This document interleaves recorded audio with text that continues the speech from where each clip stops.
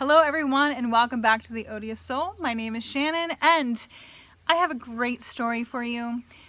So I think it was Friday, today's Tuesday, but Friday, my daughter's boyfriend brought 2 buckets of strawberry plants that his mother had pulled up from not pulled up, but dug up from their playground, overgrown playground. It was overgrown with strawberry plants. So 2 buckets full of strawberry plants. That's a lot of plants.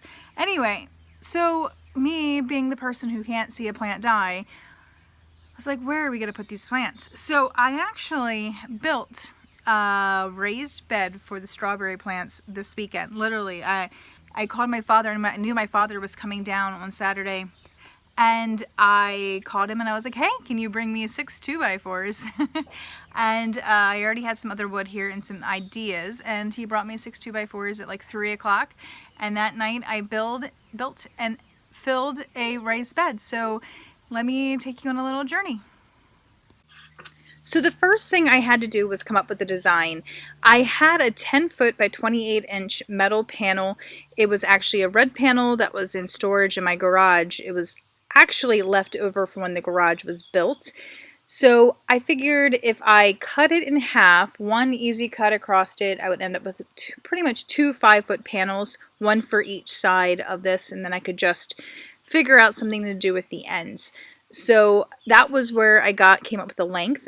And then as for the height, well, it being 28-inch panels, I didn't want to have to cut them long ways. And I know you'll see what it turned out to be, but I figured nice and easy just to do one cut across and then have the 2 5-foot panels, but then that meant they were 28 inches high. So I had to make my bed at least 28 inches high, and I went safely at 30, just because I know a 2x4 is like 3.5 inches, and then I knew those would help hide the edges of the metal panels.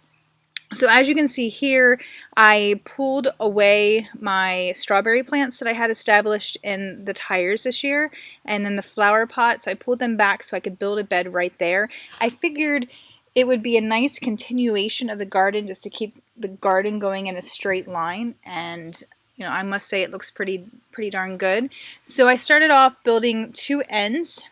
I figured that was the easiest way. I used 4x4s to kind of be like the meat of the potatoes here, and I attached the 2x4s to the 4x4s. So I had 2 long sides and then 2 short sides. So you can see all that, and then once I got them all together, I just nailed in the metal panels. Actually, I screwed in the metal panels to the 2x4s, so that way it gave good support. I did have to add a couple extra 2x4s to the inside, where there were some gaps in the metal, or just I had maybe had concerns that the metal wasn't going to be strong enough in that particular area to support all the weight from the dirt and everything that was going in it. So I did kind of add, you can see here, a little bit of what I did there.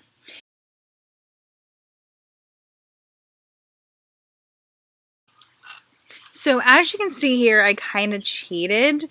There's no way you have to fill up a big bed like this with nothing but solid dirt. It's just not practical, especially when you just decide that you're going to build a bed and, 5 hours later you're filling it up.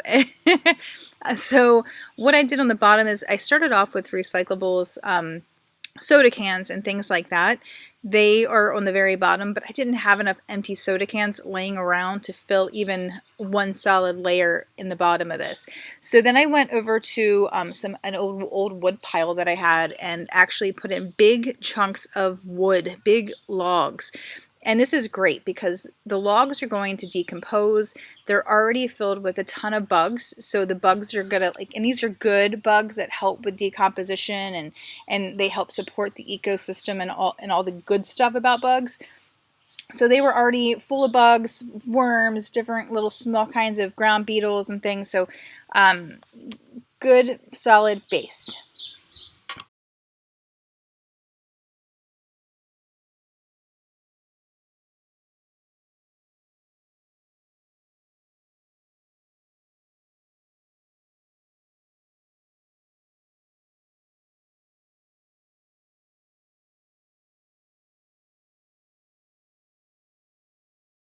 I figured I All already right, was. so we are going through strawberry plants that Paul's mom most generously gave us to put into our raised bed that I made yesterday.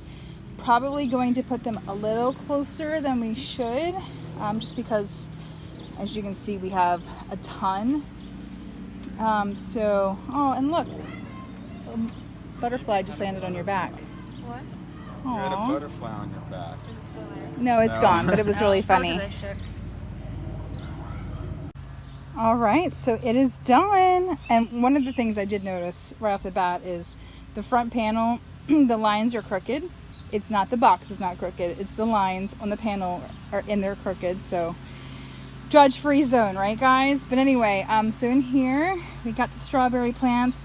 These plants have been in a bucket, like 5-gallon buckets for a few days. So they're definitely looking a little sad and unhappy, but we gave them a really good watering. Very important that you always put water in the hole when you go to plant something first. Water, fill up the hole at least halfway full of water, stick the plant in, and then cover it up, and then giving it a good water on top. That is the best way to make sure that the plants survive and take, and that the root systems do really well from the get-go. You don't want them to struggle for water, and you don't want them to be thirsty fellas. So it's going to be interesting to see just how much they will change in a day. And Fluffy come to visit us again. He's our protector. He actually just got into it with my husband's canine dog a little bit there. So it's good to see him about and not being afraid at the moment. Oh, it was interesting. Wish I would have gotten that on video. But anyway, so it looks great. Very excited. I believe these are also June bearing plants, so we may not see any new berries until next year.